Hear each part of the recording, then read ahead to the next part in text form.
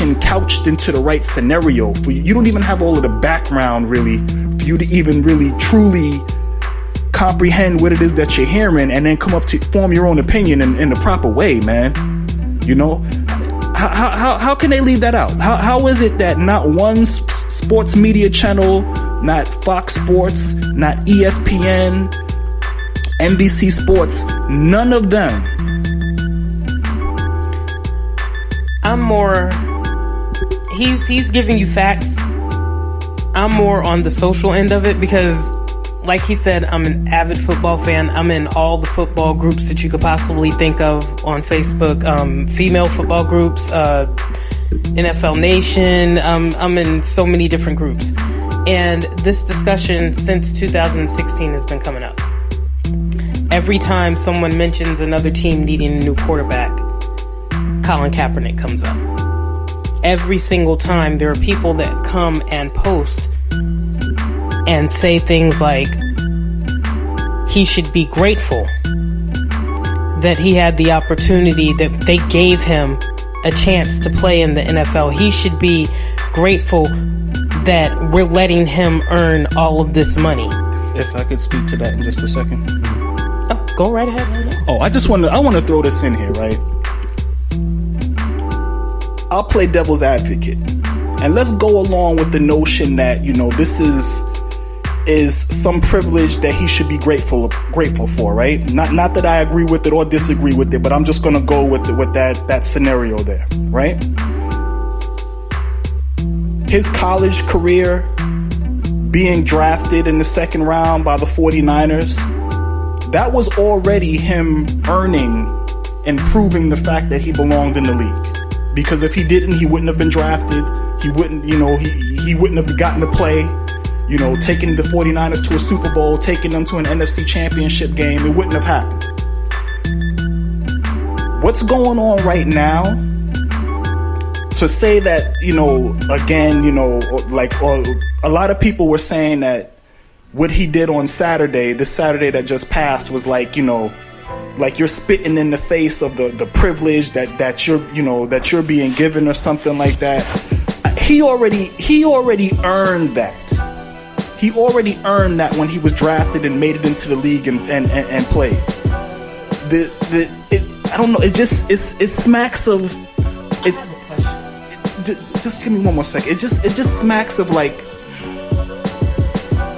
It smacks of like condescension. You understand what I'm saying? Don't act like the league is doing everything for him. And I love the cats in the NBA that are on it like this now. These players are the piston in the engine in the business of professional sports or whatever professional sport is. The players are the piston. These owners are lucky to have the privilege to be employing these guys, particularly if, you know, you got a league that's full of 32 teams. Somebody else could have had their hands on Colin Kaepernick other than the 49ers. It was the 49ers' privilege to get their hands on that talent and be able to put it on the field and earn all the money that they made and get all the accolades that they got for the team. I'm sorry, it just bothers me when I hear that oh, you know, the privilege of you making all this money. These dudes are giving up their bodies. They're giving up their bodies, their physical and mental capacity, possibly down the road in the future. Not to bring anybody else into this, because I understand we're talking about Colin Kaepernick, but at this particular moment, you're speaking about them giving up their bodies. I don't know if anybody out there heard Andrew Luck. He was quarterback for the Indianapolis Colts. He just retired this past, the beginning of the season. When he retired, I did not know how many years had he been in the league. Had it been 10? I don't know. I think it was around 7 or something like that. 7 years in the league. Let me look that up real quick. This guy retired, and they started listing the injuries that he had, the injuries that he played with. Ruptured spleen.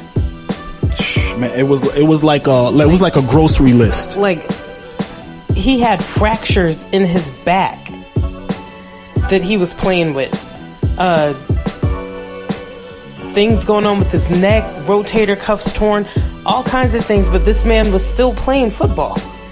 And people have the nerve to say, and he is not the only one, trust me, there are plenty of them out there that are playing like that. He's not the only one, yet people have the nerve to say that it's a privilege for them to make this money. They need to be paid this money, because once they retire, how are they going to pay for all the injuries that they had and the surgeries and the care that they're going to need for the injuries that they got while they were in the league? Yeah, and by the way, it was he played from 2012 to 2018. So about 6-7 years. So this dude is like in his 30s, if that.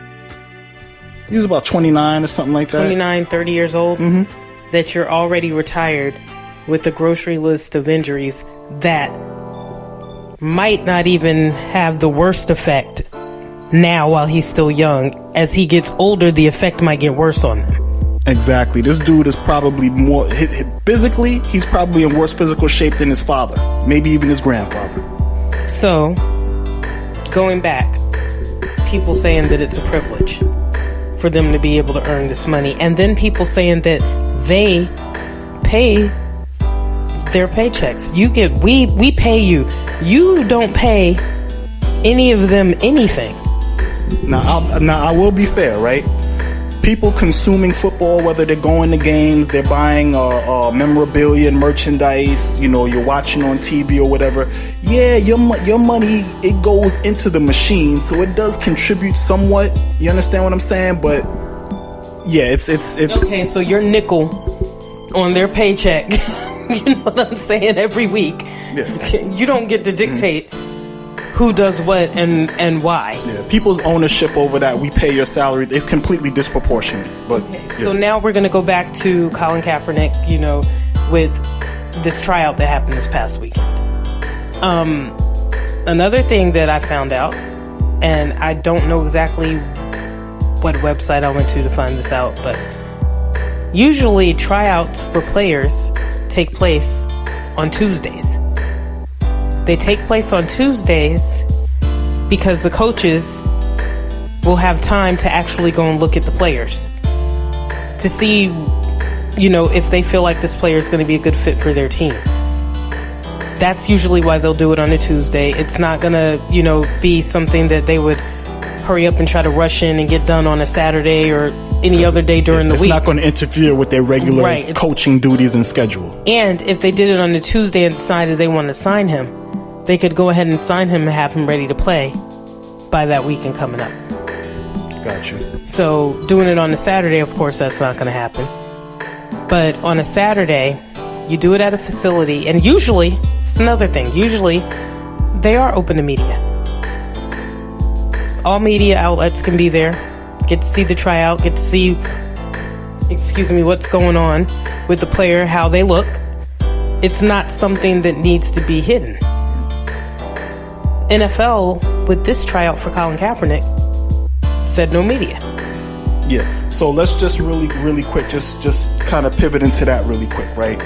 So, this waiver gets sent over to Colin Kaepernick and his team, business associates or whatever.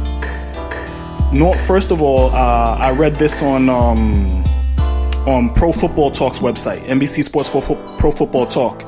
Normally, when there's a tryout for a player, the waiver that they sign is only 1 page in length. The waiver that Colin Kaepernick received was 3 pages in length. A normal waiver is only going to basically, they're basically only asking the player just to, release them from any type of liability for any type of harm that they might suffer, performing the tryout, or maybe even if some type of freak accident were to happen while they were on the facility grounds where they're doing a tryout and things, right? Now, in Collins, did I take any notes on this? So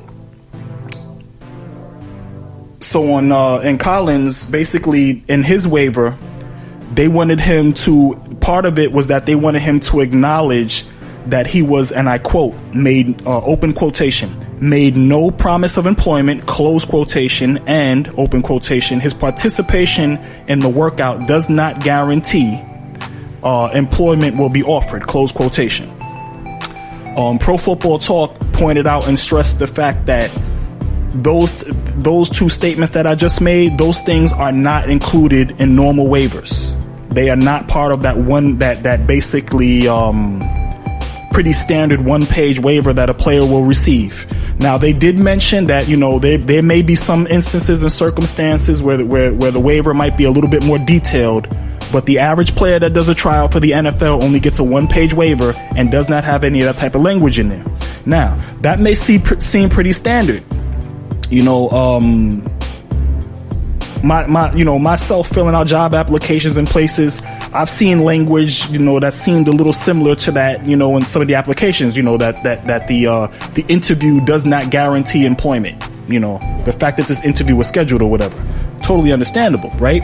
But if you take those two statements, those quotes that I just read, and then it says when you go down, this is what on Pro Football Talk, it says when you go down and you skip down, and further down into the document, and you put that together with some legal terms, some legalese that appears later in the document, they're saying that basically it's going to easily be able to restrict Kaepernick from being able to pursue a legal action against the NFL in the future. Now, why is that relevant? It's relevant because, as Candy was just saying, the NFL, one of the other things that seemed funny to Colin and his people was that they wanted to exclusively have the right to record the video of the tryout. They were not opening it up to any and all branches of media to show up and appear. So potentially, if you're the NFL, and if you really do want to blackball this guy and keep him out of the league, if you're the only person that has a copy of the tryout, or you're the only organization, the entity that has a copy of the tryout, you can edit that motherfucker up however you want. You could put the recording be full of all of his bad throws and leave out really, really great throws if you wanted to. Now you present that to the teams. Everybody's like, oh, this guy's trash. He fell off or whatever. And being in Colin's position, oh man, they did some bullshit and they edited up that video funny. I'm suing them again. If he would have signed the waiver, he wouldn't even have had that opportunity. What's another funny thing that they did, man? Just a whole lot of little funny things have gone down that lead me to believe that this was all for show, kind of a way for the NFL to show that, hey, we're not holding any grudges here and we're being a good sport, even though I do not believe that they intended to give any serious type of, I don't believe any of those owners really intended to give any type of serious consideration to bringing them back into the league, because I don't know if a lot of people realize the way that the NFL is set up. It's basically it's a non-profit organization, but basically it consists of a board, and the board is made up of the 32 owners who are in the league. Roger Goodell is an employee of all of those owners. Now, for kind of as a check and a balance, they try to act like it's set up so that, Roger Goodell is supposed to be the cop that keeps the owners from going too far and keeps the players from getting too far out of line or whatever. But Roger Goodell is employed by the board. He is employed by the owners. I don't know of any type of working situation where an employee is able to not put his employer's best interest first and foremost in all issues pertaining to the job. I just don't know how that's possible. Yeah, it's basically a puppet. He's a puppet for the owners. I mean, and anybody that knows anything about football knows that. Nobody really likes Roger Goodell, but to be honest with you, the man's doing his job. Yeah, I mean, he's doing his job. What's some other things that because I know we're kind of jumping around a little bit here. But again, my goal is basically just to kind of give some more knowledge to people out there. So I see some things that just disturb me so much when I go on like social media, for example, and I see some of the things that people say. Like I came across a post the other day. Somebody was trying to somebody in a sports group that I'm in was trying to say that somebody had put up a picture. It was a meme, a picture, and it had the top half of the picture was Muhammad Ali, standing with, you know, with some everyday